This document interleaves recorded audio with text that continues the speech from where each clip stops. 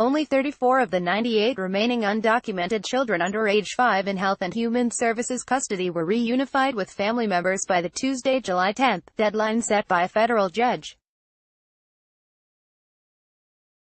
4 families were reunited before the deadline. Several of those reunifications took place Tuesday in Phoenix, according to the New York Times, whose reporters witnessed the return of some children to their parents. In Phoenix, reunions were marked by confusion and heartbreak, the Times reported.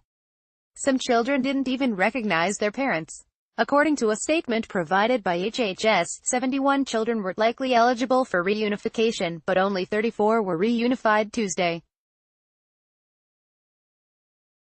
The fate of the remaining 37 children remains unclear. Parents were either deported, released into the U.S., or need to take a DNA test to verify parentage.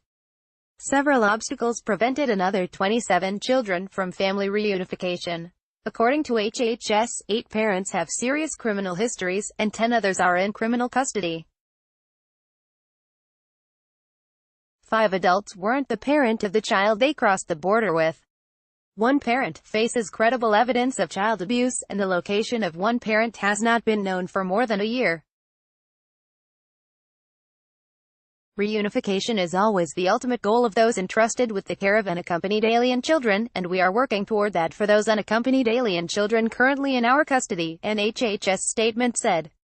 Almost 12,000 unaccompanied alien children are currently in HHS custody, according to its own estimates. Most of those were already in custody when the government implemented President Donald Trump's zero-tolerance policy. More than 2,000 children have been separated from their parents since May. A shelter for immigrant children on Campbell Avenue in Phoenix run by the government contractor Southwest Key. Joseph Flaherty. Though a number of children were taken away from parents who entered the United States illegally, some families legally entered the U.S. seeking asylum, and still had their families torn apart. The exact location of minors in HHS custody is kept private for their personal safety. However, Southwest Key, a non-profit shelter for migrant children, has 7 locations in the Metro Phoenix and houses an unverified number of migrant children. Several unmarked white transport vans were stationed at Southwest Key's West Campbell Avenue location on Tuesday, but a spokesperson on site would not confirm if the vans were meant to transport children to their parents. Attorney Michael Avenatti, who represents adult film star Stormy Daniels, as well as upwards of 60 families separated at the border, said there were 5 children detained in Phoenix. In a canned statement provided to all media outlets on Tuesday, Southwest Key's CEO Juan Sanchez said, "Today, Southwest Key is helping reunify separated children with their families.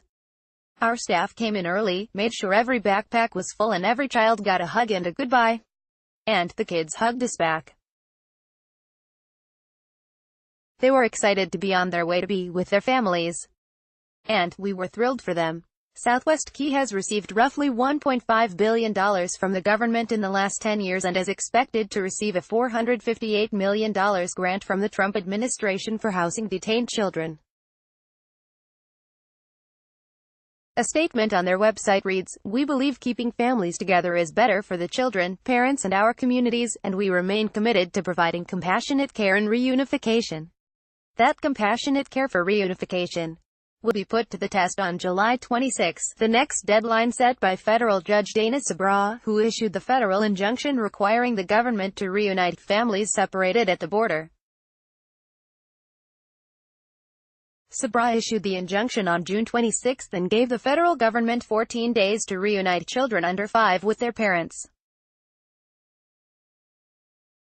The injunction also required the federal government to reunite minors ages 5 to 17 with family members within 30 days. The Department of Justice requested an extension for the reunification deadlines, but Sabraw upheld the court's decision. "These are firm deadlines," he said, "not aspirational goals."